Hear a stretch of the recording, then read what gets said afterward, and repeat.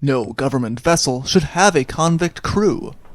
Men in their situation cannot fail to desire escape, and when such opportunities are afforded them, they would be a set of cowards who neglected them.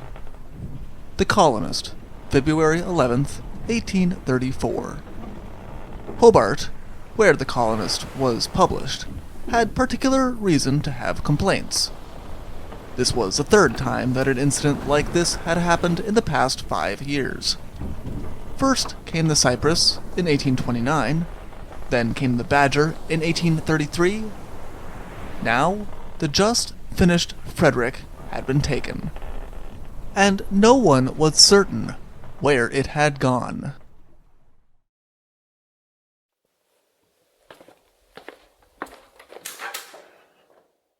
Hello, and welcome to the Shipwreck Archive. Thank you. Would you happen to have the story, No Pirates on the Frederick? Here we are. Enjoy!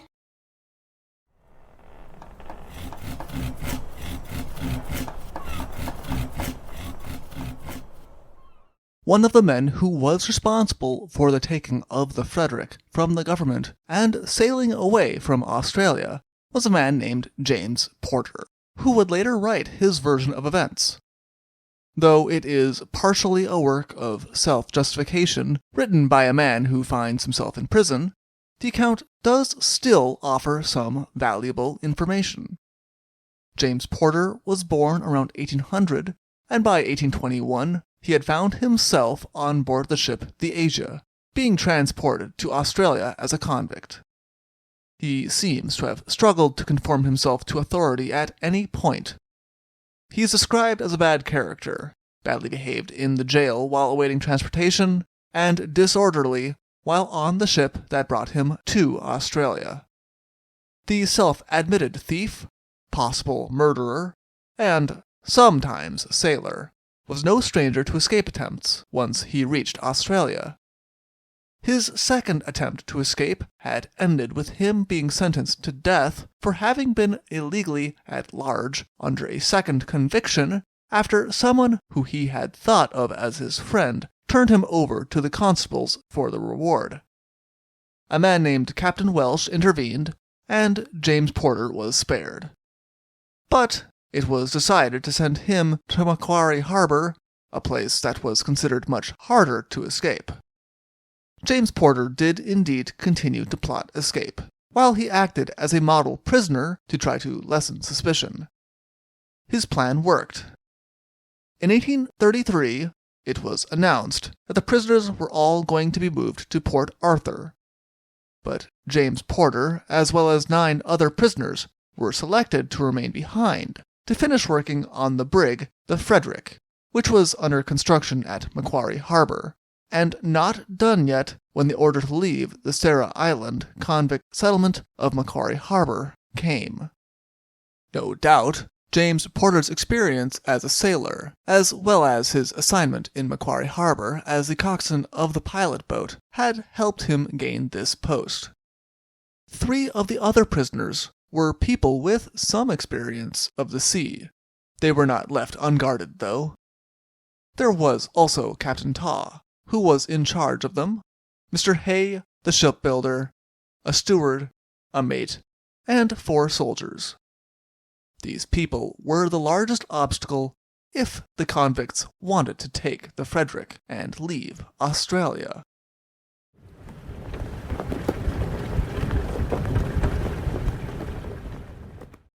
On the 11th of January, the Frederick began her voyage from Macquarie Harbour. The small 100-ton bark did have some cargo. It was decided that very little from the colony was worth saving. Most of the buildings were in disrepair. But they did take the windows and doors with them on board of the Frederick. Their voyage started out with difficulty immediately, however. Adverse winds meant that they had to take anchor at Wellington Head. They spent the night of the 12th there, and everything seemed as though it was normal on board of the ship. But that would change the next day. It was later admitted by everyone that it was a very well planned out event. The next morning, The convicts requested permission to go ashore and wash their clothing. The pilot gave his permission. This was partially a result of the good relationship that had been fostered between the prisoners and those who were overseeing them during their stay at Macquarie building the ship. After going to shore for a time, the prisoners returned without incident to the ship. What no one other than them knew was that they were now armed. Going to shore to wash their clothing was actually to give them a chance to prepare their weapons, including pistols that John Barker, one of the prisoners, had made for them from musket barrels. James Porter described John Barker as a man who was good at everything, and reading his account, it does seem as though the escape attempt would have been impossible if it was not for his presence.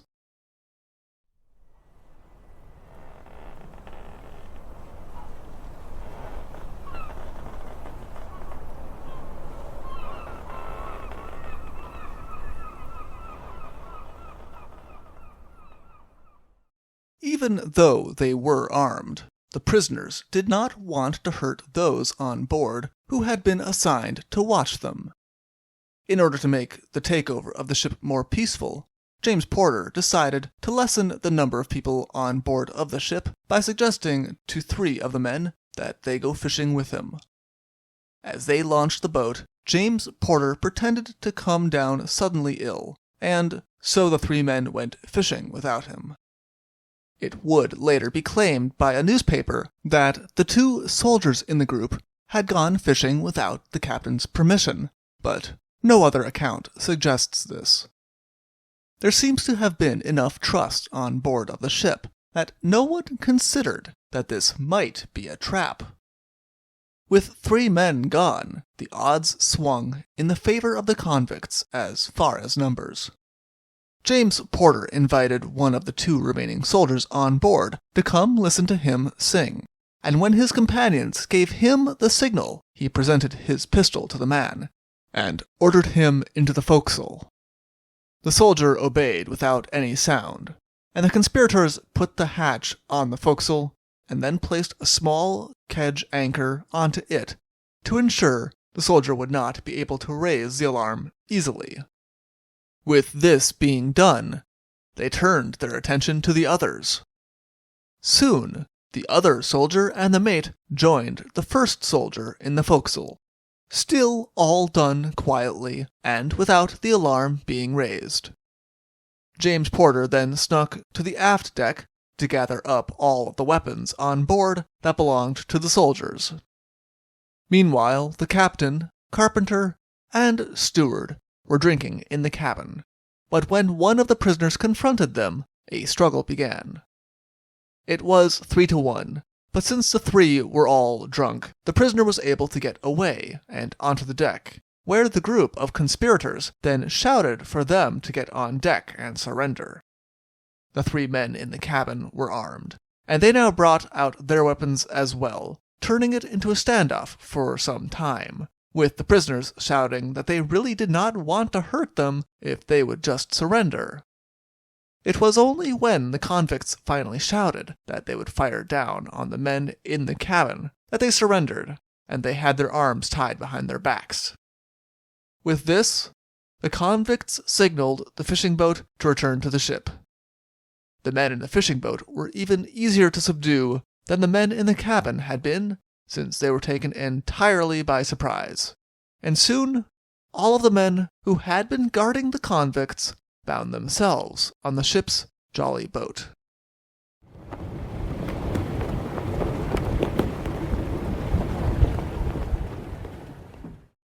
That was not to say that they were roughly treated.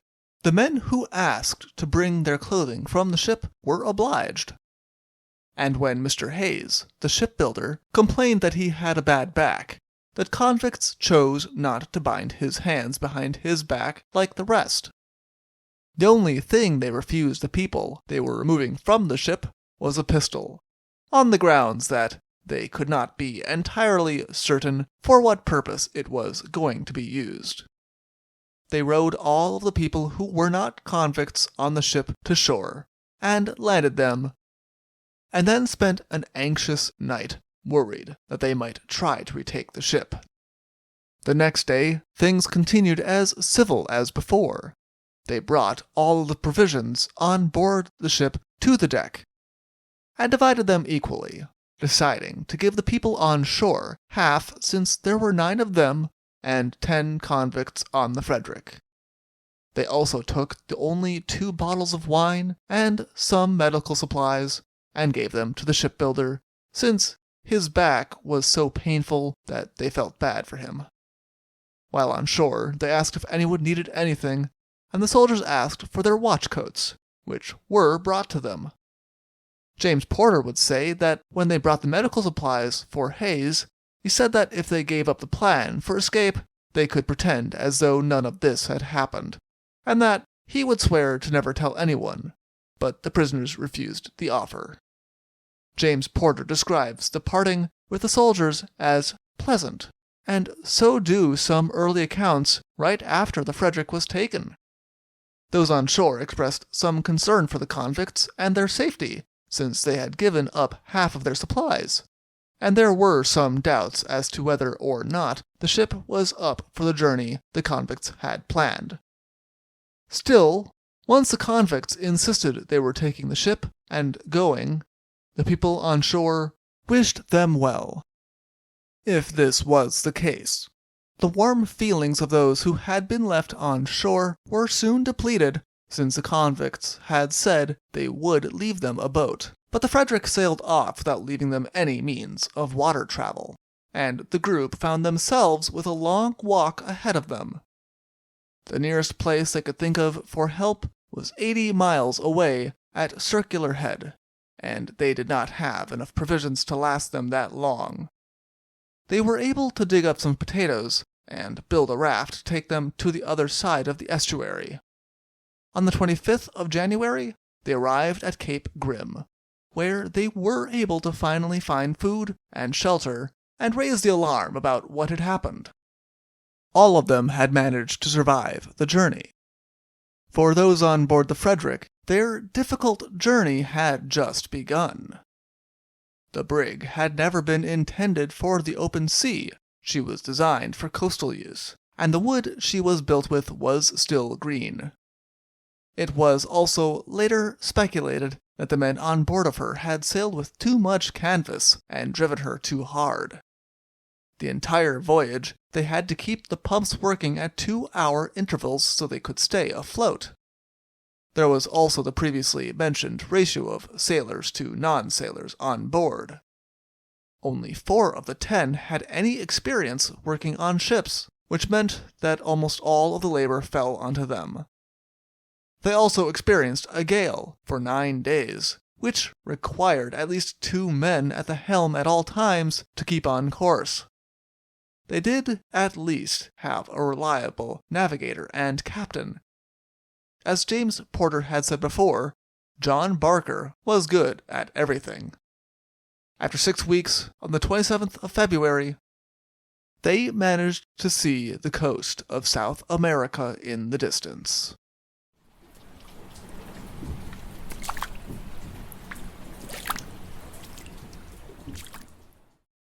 James Porter had spent time in Chile back in the days of his being a sailor, and he had convinced the others that Valparaiso would be a good spot to avoid the English authorities. But by now, their ship was literally sinking under their feet. They had the benefit of 3 carpenters on board, who made the ship's boat into a vessel that would survive the remaining 40-mile voyage to shore, and they abandoned the Frederick, which sank entirely shortly after. James Porter expressed some regret for the loss of the ship that they had built with their own hands, but they had used her too hard, and for a purpose that she had never been intended. With her loss, Valparaiso was no longer an option, and they came ashore near Valdivia. Initially, the inhabitants assumed they were shipwrecked sailors, and treated them with kindness. But while ashore, they split into 2 groups of 5, and then came back together, which proved to be a terrible mistake. One of the groups got drunk, and said more than they should have about how they had actually come to shore to their hosts, and the entire group was arrested by the governor as they entered Valdivia. For the entire week that they were confined, the whole group denied being anything but shipwrecked sailors, with James Porter, who spoke the language, fabricating the story that the rest all went along with. That was with the exception of a man named Cheshire, who none of them were very fond of, and who was only included in the escape in the first place because he had overheard them talking about it, and to keep him silent, they had to make him their companion. Now deciding that it was all over and trying to save himself, Cheshire told the entire story to the governor. With this, the other prisoners expressed a wish to the governor that, if he did believe Cheshire's story, he treat Cheshire the same as he treated them, to which he agreed. The governor had no intention of handing them over to the authorities, however, or to even keep them imprisoned. He made each of them swear they would remain in Valdivia if they were released from prison, and he put them to work, sending a message to the governor in Santiago that the escaped convicts had thrown themselves under the protection of their flag.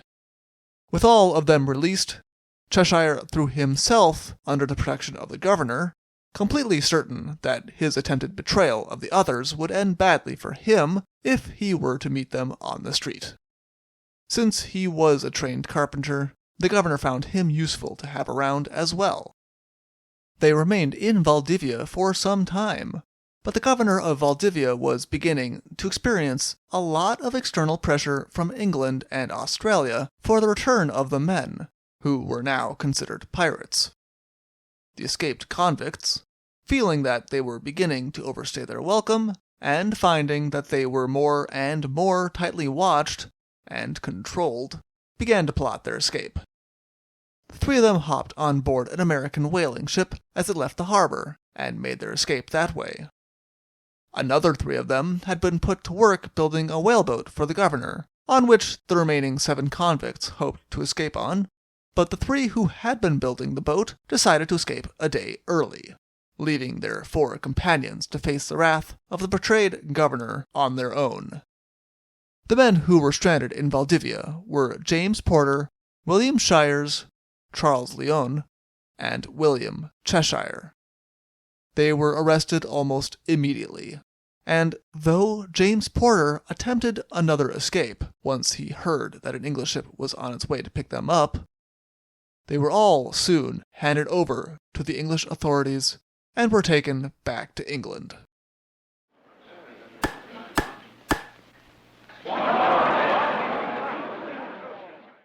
In England, the judicial system ran into a new problem. All 4 of the men denied their identities.